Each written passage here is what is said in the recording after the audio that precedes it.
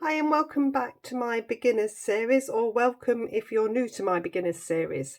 What I'm doing is a session of tutorials, a series of tutorials which goes through how to do different techniques simply and quickly using watercolour. So today I've got an 8th imperial size piece of paper. So I've taken a 1/4 imperial sheet and ripped it down into 4 pieces. So it's a nice manageable size. I've also taped it so it's keeping it steady and it's going to give it a nice border. This is a cotton paper, Saunders Waterford. It's a rough paper, £140.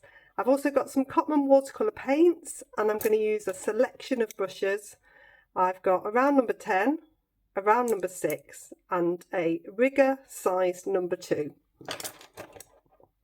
I'll talk to you about the colours as we go through the picture. So I'm going to cover the whole thing with water.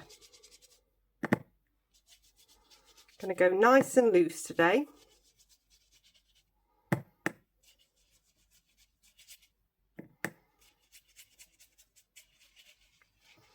So I'm using my round number 10 and I'm going to get 2 layers of water onto here. The cotton paper will take quite a lot. It's nice and shiny, so you know that there's no dry bits. You don't want any puddles though either.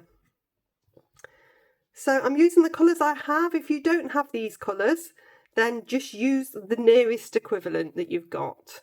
This is a standard starter palette. So I have got here cerulean blue. I'm going to take that in. Start to create a nice sky. Wisping left to right, basically, straight across. I'm not having any cloud today. This is still with my round number 10. I'm going to dip into some cadmium red, just straight onto the brush and bring that in. It's just going to give it a nice depth at the top, a bit of a grey purple. Just blending it through on the paper.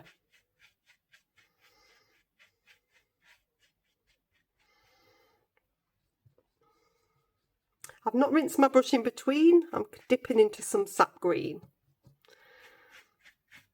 I'm going to bring this down, so this is going to be sort of a distant field.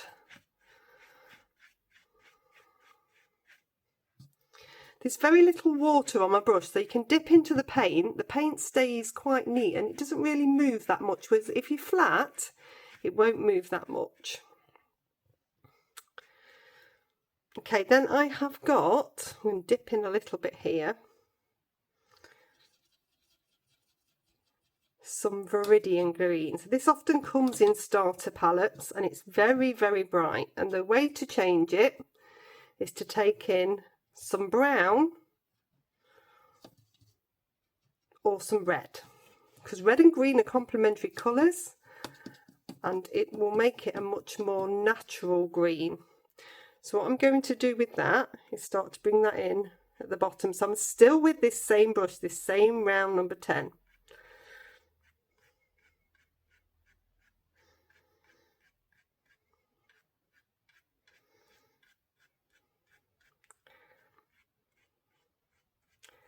And I'm just creating some foreground foliage. Now I don't want to eliminate all of the green behind, I want to keep that there.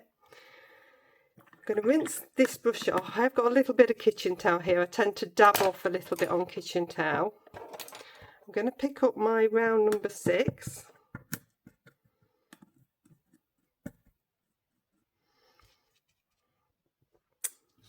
I'm going to come into some burnt umber.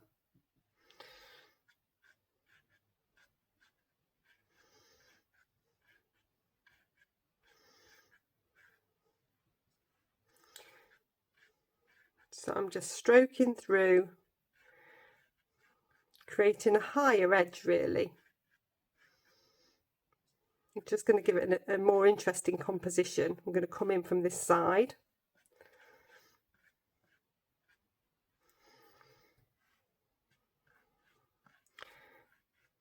I can take a few sort of brambly bits through. It's still really nice and wet. You'll have noticed that I dabbed my brush off before I came into this so that I start to get some thicker lines. so I haven't got too much water on there.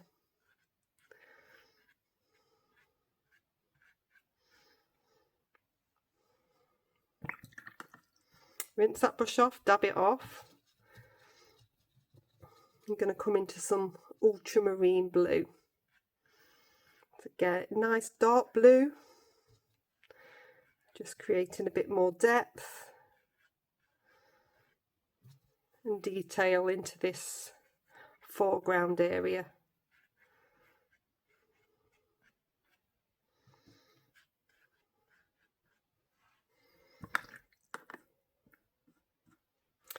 Rinse that off. Right, so what I'm going to do now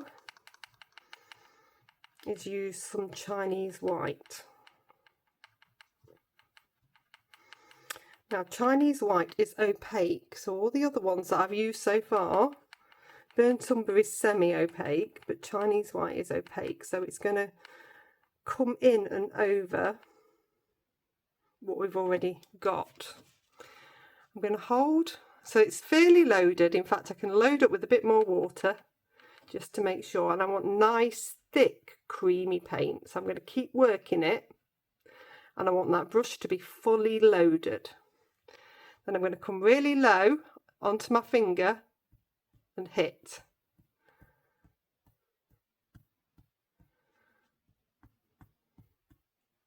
So this is called throwing paint.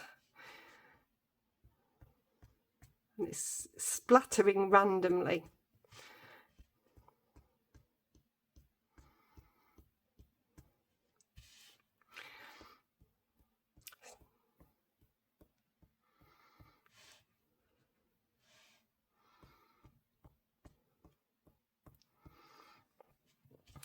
And I can bring in some bigger ones, so it just indicating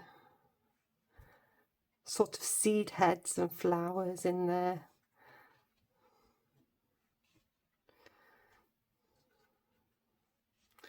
If you do it with the brush and do all of them with the brush, then it doesn't look random enough, so you're better to do it a bit of both and get a really nice effect. So you've got that darkness, the light of the green behind.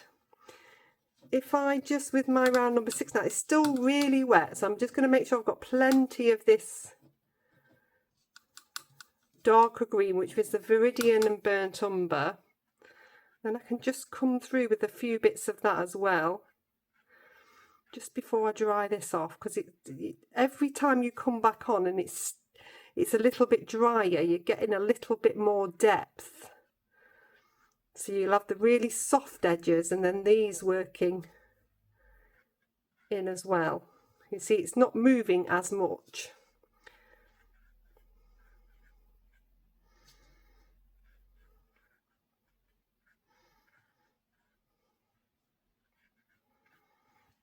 Okay, so I'm going to dry that one off. Okay, so what you must really do now is make sure that's really nice and dry, and for it to feel dry it should feel warm to the touch, and it should be pretty much flat again. Otherwise you're just going to end up lifting the paint. So what I'm going to teach you now is quite an advanced technique, but it's one that will improve your work, and gradually over time it will get better. So I'm going to come on with a bit of water just over this top half. I'm being very gentle. You could use a water spritzer. If you are using a wood pulp paper, then I would suggest using a water spritzer to do this, because it will lift. But with the cotton paper it tends not to lift as long as it's totally dry.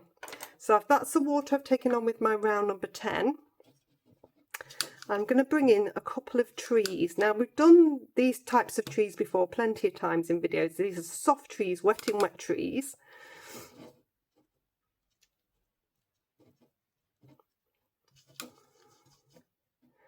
So this is the Viridian green and the burnt umber, and I'm getting it nice and thick. And I have got my round number 6, and then what I'm going to do is come in and create the tree. And I'm coming down to the line where the grass is. So I'm creating an edge here, a harder edge. So I've got a more defined field. You want to vary the height of those trees.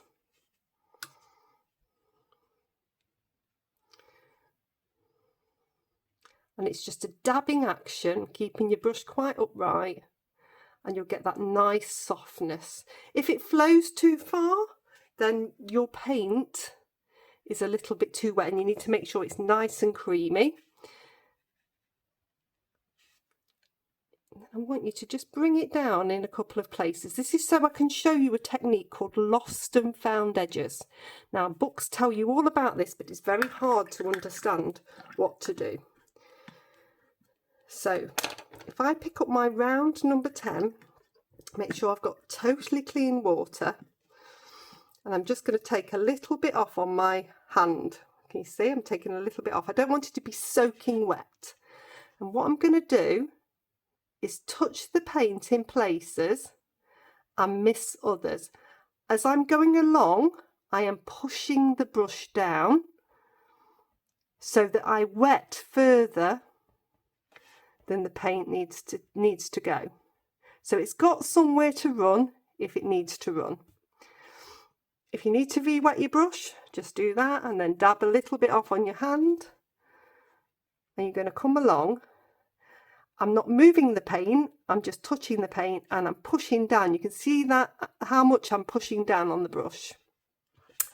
And what that creates is the technique called lost and found edges. So you can see here that I've lost an edge, it's blended in, and I've found an edge because I've missed part of it, so I've gained another bit. This is what lost and found edges are. It's quite an advanced technique because it's learning that you don't move the paint. You just very literally touch the paint with the end of the brush and push down. Also, if the brush is too wet, and you don't dab off, then there's a risk of that water running in and watermarking what's above. Sometimes when it's very wet, it runs quite a lot down here, so you can just come along and just pull some of that back out. But it's really good for adding shadows and grounding an area, and it works really nicely as random. Okay, so I'll dry that one off. Okay, so just a couple of bits to do now. So I've got a little bit of a watermark here. I'm going to take some more water onto it, so it's totally dry now, and I'm going to make it into a cloud. Sometimes things have to evolve, and this is one of those times. I think try not to get a set idea in your head of how you want a picture to turn out, and then it will always work. So you see how I lifted out just a random shape here. So it's nothing, I didn't just stick to the watermark. I've made a random cloud shape, and there's just enough, I'm dabbing off with kitchen towel, for that to soften that in and for that to work. Often when something is dry, it's very easy to then fix the problem. So that's just taken that water. It's just basically when I've gone along with the water, I've just left a dirty mark in a place and it needed to come off. So that's worked nicely. I'm going to come down to my rigger now, and I just want to add a little bit of detail. It's already looking really pretty, and I don't want to go over the top. So if I just bring in with this green a few little bits, nothing too much.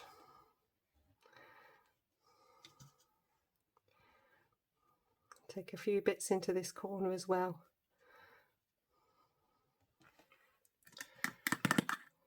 It's just giving it a little bit more depth.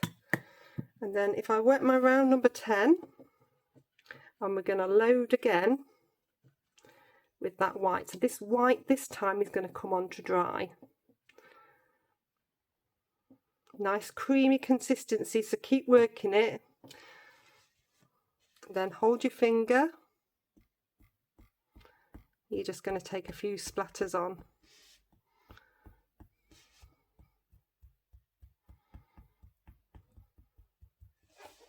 You see those little bits appearing. If it goes too high, dab it off. the rest of it's dry, so you can just dab off. Okay, so I'll dry that off and take the tape off. There we go, so it's all drying the tapes off. So it's a really nice introduction into how to go really loose and how to create those lost and found edges. Also shows you how to correct a watermark in a good way. So I hope you've enjoyed it. Please do like, subscribe and share. I'll pop you another playlist here and a video just here, and I'll see you next time.